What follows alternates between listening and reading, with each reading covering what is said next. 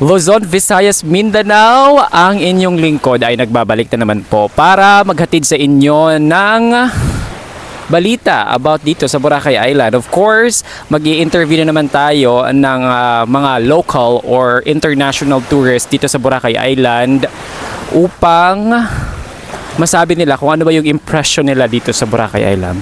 Tara na! Para magaling angulo para lahat tayo maganda. I'm Ashley from Lipa, Batangas. I'm Red from Lipa, Batangas.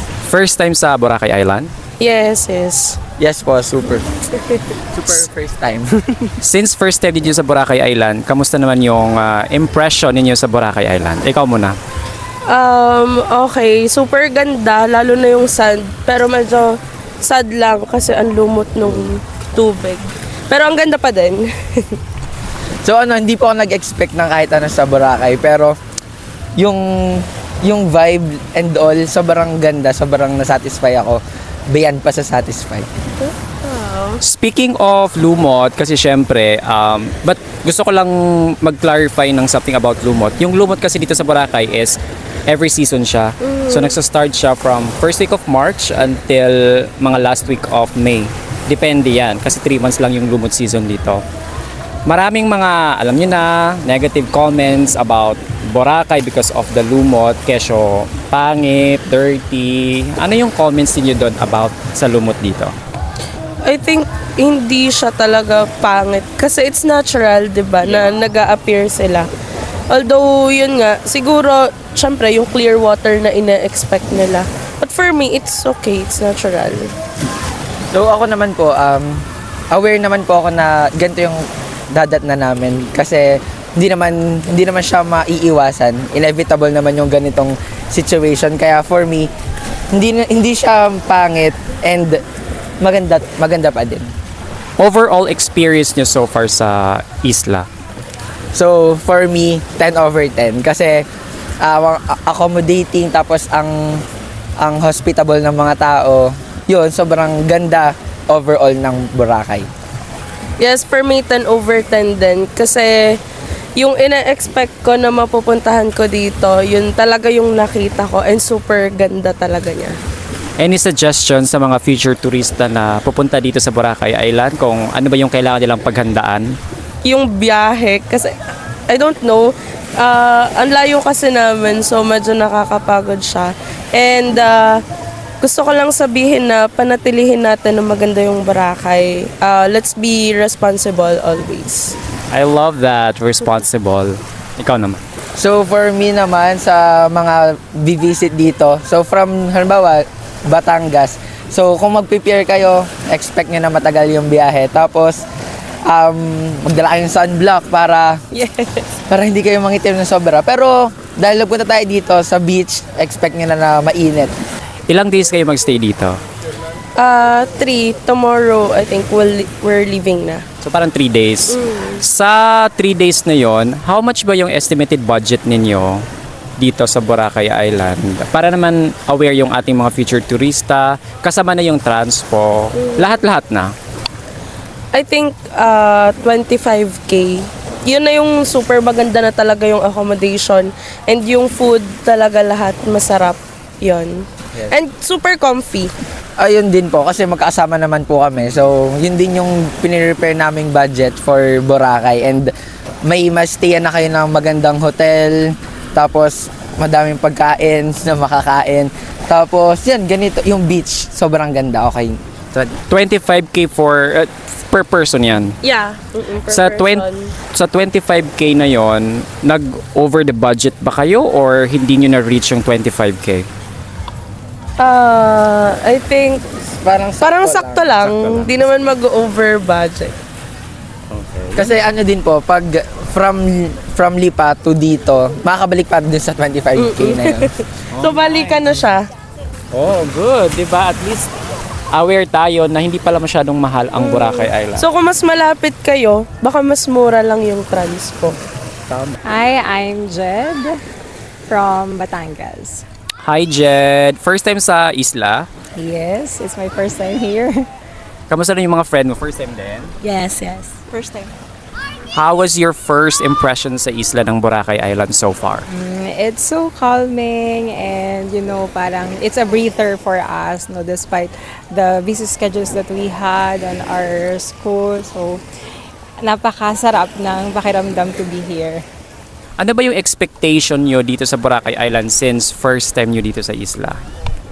I'm expecting ng marami talagang tao and maraming activities. So, hindi naman kami nabigo, especially kagabi, no, napakadaming activities na nakita namin. And of course, we enjoyed din yung mga bars here, no, very engaging. Ilang days kayo here sa isla? 3 days, so we'll be leaving tomorrow. For 3 days na yon, bitin ba or okay lang naman? For me, parang bitin pa since we also have our activity. We're here for a congress, for a convention. So, hindi pa kami nakapag-island hopping. So, we hope by tomorrow we'll be able to do so. Since you're here for 3 days, what do you think is the estimated budget ng ating mga turista if ever na pupunta sila ng Boracay Island? Like, lahat na yon, lahat na with accommodation. I don't have a certain about the accommodation kasi yung accommodation namin it's for free. It's for free and siya nung parang sa federation namin. But siguro if beside yung i-set aside natin dun sa accommodation, siguro yung mga gastusin lang. Nasa sayo na yun if mag-a-avail ka like kung gusto mo ng mga activities and may mga bibilhin ka. Siguro 3,000 will do para dun sa mga gusto mong bilhin na konting mga pasalubong. Okay na yon kung medyo tipid ka, 3,000 to 5,000. Do you think Boracay is expensive? For me, hindi naman. Kasi yung mga bilihin naman, unlike dun sa ibang tourist spots na talagang grabe yung presyo. So dito parang tama lang, no? Na hindi sobrang mura, hindi rin naman sobrang mahal. Ikaw, do you think Boracay is expensive? Same as Jed. Tama lang naman yung mga expenses dito. Affordable naman. How about you? Same as din po. Affordable naman tapos kaya naman siya ibilhin ng mga tourist dito tapos pasalubong natin. Kaya okay siya. How would you rate Boracay Island from 1 to 10? Okay, for me, 9/10. How about you? 8/10. 8 din. Kasi may siya ngayon eh. May algae. But actually, yung algae dito or lumot season talaga ngayon kasi nagsa-start yung lumot from first week of March. Minsan, maaga siya, like last week ng Feb until mga last week din ng May. So 3 months lang yung lumot here. Pero Renz din po. Jillian po. MC. Home po, home. Berto. Alright, yun lang. Thank you guys. First time sa Boracay. Yes po. Kamusta yung impression niyo sa Boracay? Amazing. Expression ko, wow agad. Ang ganda po. Ganda. Maganda rin po. Any expectation bago kayo pumunta dito sa Boracay Island? Siyempre, yung expectation ko kung ano yung nagiging review ng mga tao pag nagpupunta dito, maganda talaga.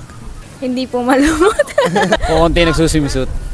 Ano yung sa tingin mo yung changes na na-appreciate mo before compare ngayon sa Boracay Island? Ngayon parang mas madami yung tourist kasi nung 2022 parang halos lahat ay nagre-recover pa lang sa pandemic. If i-rate niyo yung Boracay Island on a scale of 1 to 10, 1 is being the lowest, 10 is being the highest, ano yung rate mo? 8. 9 for me. 9. 9 din 9. 8. Sa akin 9.3. Dito tayo sa 9.3 kasi mas interesting to. Bakit 9.3 naman? Yung 9 para sa mga babae, yung 0.3 sa mga lalaki. What's your name and where are you from? My name is Crimo. I'm from Lyon in France. My name is Emanuela from Marseille. Is this your first time on the island? It's the first time in Ireland and we're just coming this morning with my best friend. And it's amazing. It's my first vacation in Asia. It's very beautiful. How was your impression on the island of Boracay? Les impressions, c'est beautiful. Beautiful. It's amazing island. Amazing. We're gonna stay here on the island. In this island we stay 4 days and after we go to El Nido. El Nido Island. Have you been to like different parts of Asia? India and also Thailand. What do you think does Boracay Island offers that you did not see on the other, country? It's good for everybody, for family, for friend, for lover, for what you want to do. You can do both as you want. It's amazing for everybody. Before coming here in Boracay Island, do you have like any expectations? Enjoy sun, beach. Cocktail, lots of party. What is your expectations on the island? The sun, the weather, also the relax, massage, and also the beautiful beach and the sunsets. How do you find the white beach of Boracay? Yeah, it's very nice also, yeah, sure. Last question. On a scale of 1 to 10, how would you rate Boracay Island? 1 is being the lowest, 10 is being the highest. 10, so 10. Nice. How about you? 10, also 10, yes. Really nice, really good for everybody. Yeah. Would you recommend Boracay Island to your friends and family back home?